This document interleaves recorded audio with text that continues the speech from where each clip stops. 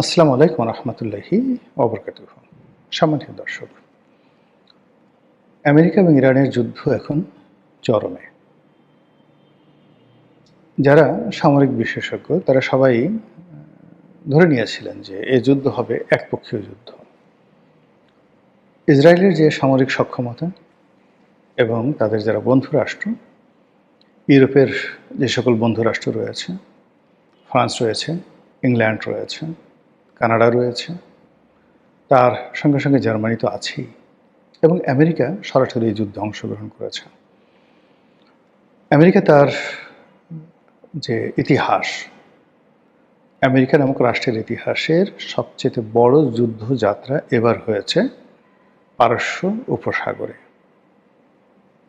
এই পারস্য উপসাগরে তাদের রণতরীগুলো তারা মোতায়েন করেছে। তাদের যত আধুনিক মারণাস্ত্র রয়েছে সেগুলো তারা এখানে এনেছে, এবং একই সঙ্গে প্রায় 50টির উপরে তাদের যে সামরিক ঘাঁটি রয়েছে মধ্যপ্রাচ্য জুড়ে, প্রতিটি ঘাঁটিতে তারা সর্বোচ্চ সৈন্য সমাবেশ, কৌশলগত অবস্থান, সামরিক সরঞ্জামাদির সেখানে সমাবেশ করা ছাড়াও তাদের যে সকল বন্ধু রাষ্ট্র রয়েছে তাদেরকে রেড অ্যালার্টে রাখা হয়েছে। ইসরায়েল, কাতার, সংযুক্ত আরব আমিরাত, সৌদি আরব, কুয়েত, বাহরাইন, জর্ডান, এমনকি মিশর, এ সকল দেশের সামরিক বাহিনীকে রেড অ্যালার্ট রাখা হয়েছে যে যদি স্থল যুদ্ধের প্রয়োজন হয়, ইরাকে যেভাবে বুশের জামানাতে সেই স্থল যুদ্ধ পরিচালনা করা হয়েছিল, ইরানে যদি এরকম স্থল যুদ্ধের প্রয়োজন হয় সেক্ষেত্রে এটি হবে জয়েন্ট ফোর্স। মানে এখানে কানাডিয়ান সৈন্য থাকবে, ইউরোপিয়ান সৈন্য থাকবে, আমেরিকান সৈন্য থাকবে এবং আরব দেশের সৈন্য থাকবে, যেন এটি নিয়ে কোনো আলোচনা সমালোচনা না হয়। এইভাবে প্রস্তুতি নিয়ে আক্রমণ করেছে আমেরিকা এবং ইসরায়েল। আক্রমণের শুরুতে তারা তাদের প্রযুক্তিগত উৎকর্ষতা, তাদের গোয়েন্দা শক্তির যে মাধুর্যতা বলবো না, ঠিক গোয়েন্দা শক্তির যে ইফেক্টিভনেস সেটি, এবং একই সঙ্গে তাদের যে নিষ্ঠুরতা, সেই নিষ্ঠুরতা আপনি এটা হিটলারও ঠিক এরকম কাজ কখনো করেননি। সেই নিষ্ঠুরতার চরম পরাকাষ্ঠা দেখিয়ে তারা ইরানে আক্রমণ করে একই সঙ্গে ইরানের সর্বোচ্চ ধর্মীয় নেতা সহ তারা সেই ইরানের প্রায় 40 জন শীর্ষ সামরিক জেনারেলকে স্পট মেরে ফেলেছে। ট্রাম্প গর্ব করে বলছে যে ইরানে নেতৃত্ব দেওয়ার মতো কোনো সিনিয়র নেতৃবৃন্দ এখন আর অবশিষ্ট নেই, সবাইকে আমরা মেরে ফেলেছি। তো এটা গেল যুদ্ধের প্রথম 24 ঘন্টার ঘটনা। সেই 24 ঘন্টায় আমরা মনে করেছিলাম যে ইরান শেষ। এখন ইরানে কি রেজা শাহ পাহলভি তিনি ফিরে আসবেন? যে আগের যে রেজা শাহ পাহলভির ছেলে এখন রেজা পাহলভি, তিনি কি ফিরে আসবেন? নাকি ইরানের যে সকল বিদ্রোহী গ্রুপ বিভিন্ন সময়টিতে খামেনি সরকারের বিরুদ্ধে অস্ত্র তুলে নিয়েছিল তারা নেতৃত্ব আসবে, নাকি নতুন কিছু হবে?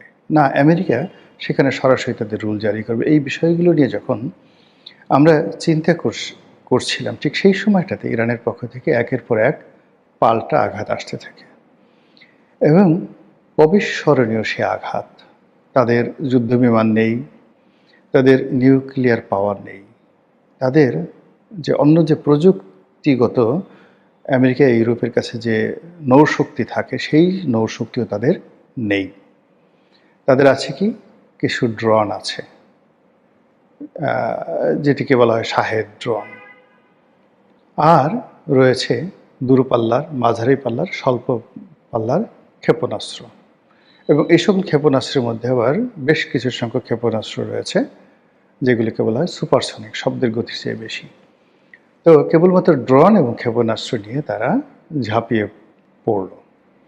ঝাঁপিয়ে পড়ে একই সঙ্গে মার্কিন যুক্তরাষ্ট্রের যে সকল ঘাঁটি রয়েছে, বললাম যে আগে প্রায় 50টি ঘাঁটি, এর মধ্যে তাদের টার্গেটের মধ্যে 27 ঘাঁটিতে তারা নিখুঁতভাবে আক্রমণ করেছে এবং ব্যাপক ক্ষয়ক্ষতি করেছে।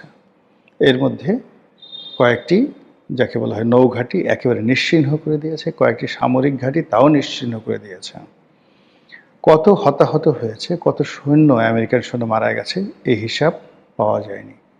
অধিকান্ত ওই যে পার্শ্ববর্তী আরব রাষ্ট্রসমূহে যে সকল 5 স্টার হোটেল, 7 স্টার হোটেল যেখানে আমেরিকান সৈন্যরা আশ্রয় নিয়েছে এবং ওখানে বসে যুদ্ধের পরিকল্পনা করছে, ঠিক সেই জায়গাগুলোতেও ইরান উপর্যুপরি হামলা চালিয়ে যাচ্ছে।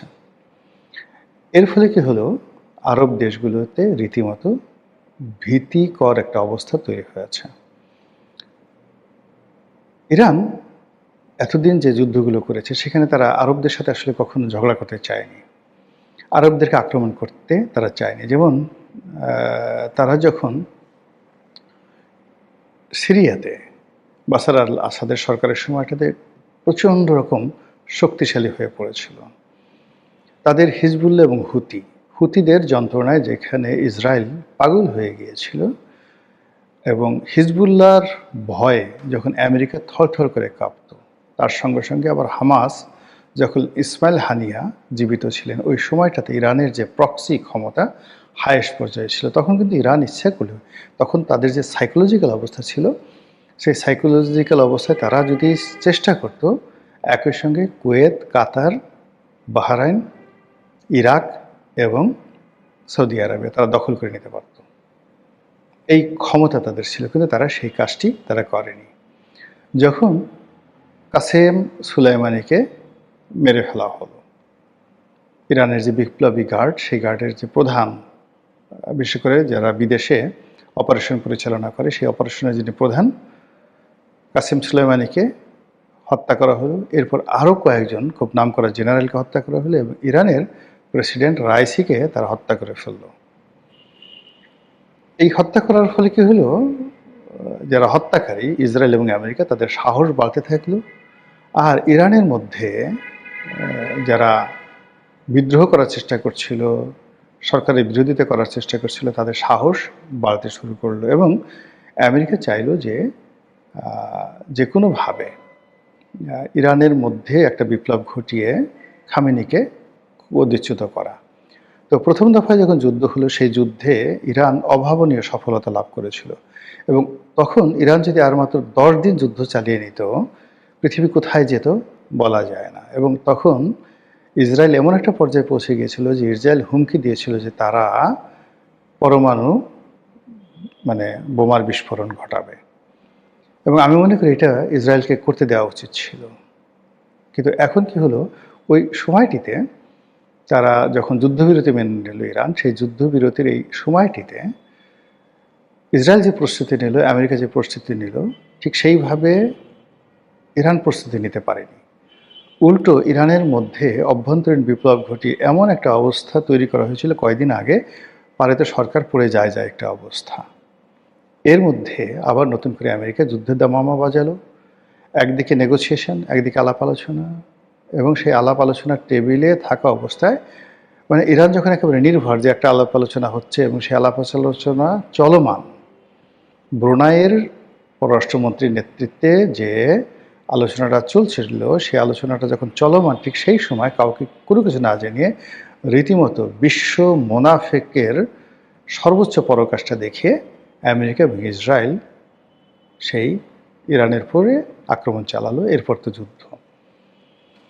এই যুদ্ধ কোথায় যাবে জানি না, কিন্তু ইমাম খামেনির মৃত্যু সারা পৃথিবীকে কাঁদিয়েছে, এমনকি আমেরিকাবাসীদেরকেও কাঁদাচ্ছে। এটি যে একটি অপ্রয়োজনীয় এবং অনাহত যুদ্ধ, এটি এখন খোদ আমেরিকা এবং ইউরোপের যারা লোকজন তারা বলার চেষ্টা করছে। এবং এই যুদ্ধে মধ্যপ্রাচ্যের অনেক দেশ যারা ডোনাল্ড ট্রাম্পকে উদ্বুদ্ধ করেছে, ফাইন্যান্স করেছে, টাকা দিয়েছে এই যুদ্ধ জড়িয়ে, এই যুদ্ধে ইরানকে ধ্বংস করার জন্য। অধিকাংশ এখানে ডোনাল্ড ট্রাম্পের মনস্তাত্ত্বিক বিষয়ে কিন্তু অনেক কাজ করেছে। সেটা হলো যে তিনি বেশ কয়েকটি যুদ্ধ বন্ধ করে দিয়েছেন। তার ইচ্ছা ছিল যে নোবেল কমিটি তাকে একটা নোবেল পুরস্কার দিবেন, তো তাকে সেই পুরস্কার না দেওয়ার ফলে তিনি বলছেন যে আমি আর এখন শান্তির জন্য কাজ করব না। এবং তিনি শান্তির জন্য কাজ না করে কতটা অশান্তির জন্য কাজ করতে পারেন তার বাস্তব প্রমাণ আমরা দেখেছি ভেনেজুয়েলাতে, তার বাস্তব প্রমাণ আমরা দেখছি এখন ইরানে। যাই হোক, ইরানের যুদ্ধের শেষ পরিণতি কী হবে? এটি একটি অসম যুদ্ধ। সারা পৃথিবীর সমস্ত সুপার পাওয়ারগুলো একদিকে, সমস্ত সুপার ন্যানো টেকনোলজিগুলো একদিকে, অন্যদিকে মান্দাত্তা আমলের মনোবল এবং স্থল যুদ্ধে হাত